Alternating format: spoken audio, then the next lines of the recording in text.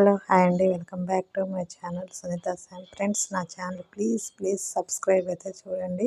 Video అయితే end వరకు అయితే చూడండి. ప్లీజ్ నాకైతే సపోర్ట్ చేయండి. ఒక లైక్ కూడా ఇవ్వండి.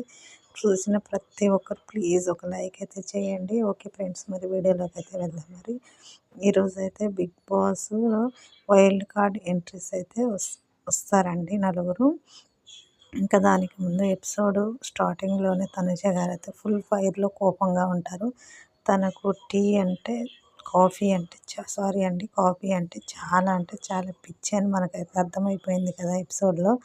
చూసాం కదా, రాముని అయితే అసలు ఆ అత్త మీద కోపం దుత్త మీద చూపించినట్టు ఇంకా అందరి మీద అయితే తనుజ గారు కాఫీ పొడి కోసం అయితే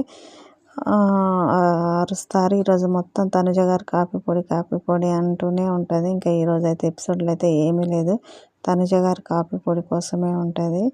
ఇంకా ఇమానియల్ గారి మీద కూడా తను అలుగుతారు. నేను ఏడుస్తున్న పక్క నుంచి వెళ్తున్న పట్టించుకోవట్లేదు అనేసి అంటే ఇమానియల్ గారు ఓకే నీకు కొంచెం స్పేస్ ఇవ్వాలనేసి నేనైతే పక్కకున్నాను అనేసి భరణి గారితో తనుజ గారితో చెప్పి ఇంకా అదైతే సార్ట్ అవుట్ చేసుకుంటారు.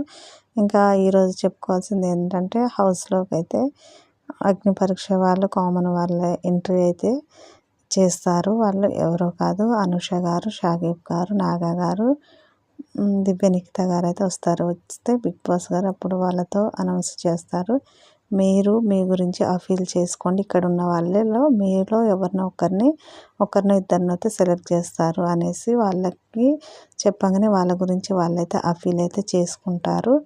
చేసుకున్న తర్వాత హస్బెండ్స్ అయితే కొన్ని క్వశ్చన్స్ అయితే అడుగుతారు. ఇంకా అనుష గారును దివ్య గారు అయితే శ్రీజాన్ అయితే టార్గెట్ చేసినట్టు అనిపించింది. ఎవరితో స్నాప్ చేసుకుంటా అంటే నీతోటే స్నాప్ చేసుకుంటాను, నీలాగా నేనైతే ఏమీ బిగ్ బాస్ లాగా ఫీల్ అయ్యి ఇలా మాట్లాడిన అనేసి అయితే అనుష గారు అయితే చాలా గట్టిగా మాట్లాడతారు.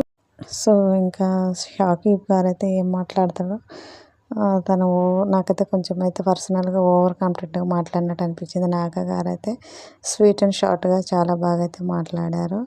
సో ఇంకా బిగ్ బాస్ అయితే మీ టైం అయితే అయిపోయింది, మీరు మెయిన్ గేట్ నుంచి బయటకు అయితే వెళ్ళొచ్చు అంటారు. వారు వెళ్ళిన తర్వాత ఇంకా హౌస్మేట్స్ని అంతా